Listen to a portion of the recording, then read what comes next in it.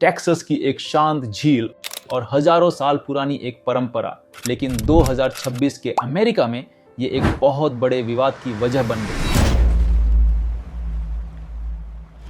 एक तरफ वो लोग थे जो अपनी संस्कृति को 7 समंदर पार भी संजोए हुए हैं। Indian people says it's our culture and we will follow it. और दूसरी तरफ एक अमेरिकी नेता जिन्होंने इसे थर्ड वर्ल्ड यानी पिछड़ी हुई परंपरा कह दिया।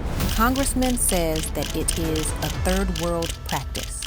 जब अमेरिकी कांग्रेसमैन ब्रैंडन गिल ने डेंटन में हो रही छठ पूजा के एक वीडियो पर निशाना साधा तो बात सिर्फ प्रदूषण तक नहीं रुकी। बात पहुंच गई पहचान, राजनीति और उस दोहरेपन पर जिसने पूरे इंटरनेट को 2 हिस्सों में बांट दिया है। आखिर ये लड़ाई एक झील की सफाई की है या बदलती हुई अमेरिकी सोच की? चलिए जानते हैं। बात शुरू होती है अक्टूबर 2025 से। डेंटन टेक्सास में रहने वाले भारतीय मूल के लोग छठ पूजा के लिए इकट्ठा हुए। परंपरा के मुताबिक वो पानी में खड़े होकर सूर्य देव को अर्घ्य दे रहे थे। सब कुछ शांति से बीता, लेकिन मार्च 2026 में ये वीडियो वायरल हो गया और इसे हवा दी कांग्रेसमैन ब्रैंडन गिल ने। उन्होंने लिखा, मैं नहीं चाहता कि मेरे समाज के पब्लिक वाटरवेज, नदियों, झीलों में ऐसी थर्ड वर्ल्ड धार्मिक रस्में हों।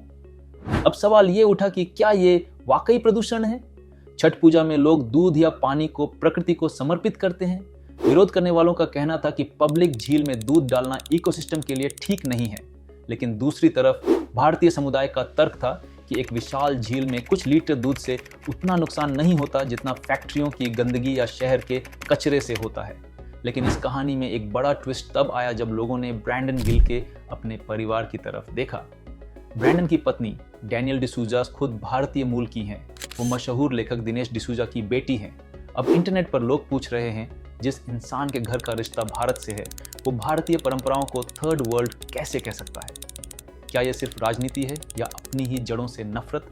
एक्सपर्ट्स का कहना है कि ये सिर्फ एक वीडियो की बात नहीं है। 2026 की शुरुआत से ही अमेरिका में भारतीयों और हिंदुओं के खिलाफ ऑनलाइन नफरत तेजी से बढ़ी है और ये नफरत का सिलसिला सिर्फ बयानों तक सीमित नहीं रहा। डैलस और फ्रिस्को जैसे इलाकों में जहां भारतीय समुदाय की आबादी और प्रभाव बढ़ रहा है, वहां अब माहौल बदलता दिख रहा है। दिवाली हो या होली, भारतीय त्योहारों को मनाने पर स्थानीय स्तर पर विरोध और सोशल मीडिया पर कटाक्ष की घटनाएं तेजी से बढ़ी हैं। हद तो तब हो गई जब इस सांस्कृतिक विरोध को आर्थिक हमलों से जोड़ दिया गया। बिना किसी ठोस सबूत के पूरे भारतीय समुदाय पर हाउसिंग फ्रॉड और रियल एस्टेट की कीमतें जानबूझकर बढ़ाने के आरोप लगाए जाने लगे। लोग खुलेआम कहने लगे हैं कि भारतीयों की वजह से स्थानीय अमेरिकियों के लिए घर खरीदना नामुमकिन हो गया है।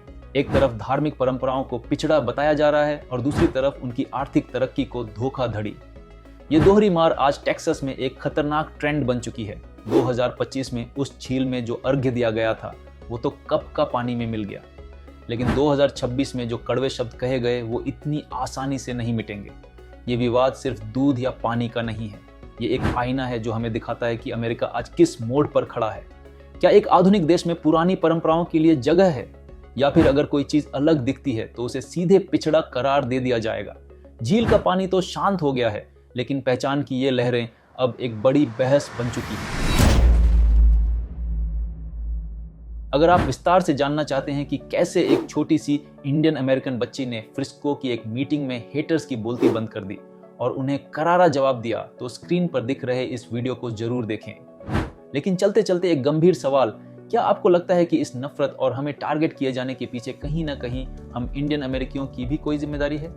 क्या हमें अपनी तरफ से कुछ बदलने या बेहतर करने की जरूरत है ताकि हम इस कड़ी स्क्रूटनी, छानबीन और विरोध को कम कर सकें?